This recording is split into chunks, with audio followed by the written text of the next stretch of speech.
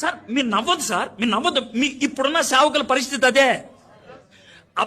Sir పిచ్చ కోపం వచ్చేస్తుంది నాకు. నేను చాలా మంది చూశాను సార్, చూశాను. ఒక సేవకుడు ఆయన ఇక్కడికి వచ్చి వాక్యం చెప్పేస్తాడు, ఇలా వెళ్ళిపోతాడండి. వెళ్ళిపోతే బైబిల్ ఇంకోటి మోసుకెళ్తాడు. సిగ్గురా నీకు, నీ బైబిల్ నువ్వు మోయలేవు. ఇంకేం సావుడు, ఎవరి సావుడి నువ్వు? ఆ టైటిల్ అన్నా మార్చుకోలేదు, బతుకన్నా మార్చుకో. సేవకుడు యేసయ్య నీకోసం నా కోసం దరిద్రుడయ్యాడు, మనల్ని ధనవంతులు చేయడానికి. అంతేగాని లీడర్స్ అయిపోవాలని కాదు, డాన్లు అయిపోవాలని కాదు. చాలా ఊళ్ళల్లో క్రైస్తవ కమిటీలు అంటే ఏంటి తెలుసా? డాన్.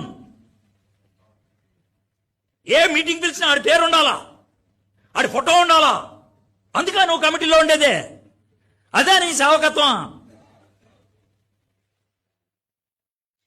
మీరు ఒకవేళ ఎవరన్నా హత్య అయితే చాలా ప్రైజ్ తెలవాడు, పని జరిగిందని అర్థం.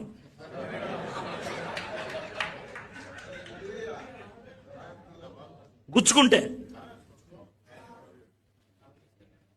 చాలా తక్కువ మంది సార్ ఇలా మాట్లాడేవాళ్ళు. ఎందుకు తెలుసా? మీకు సాఫీ చేస్తే మళ్ళీ పిలుస్తారు, మీకు రుద్దితే.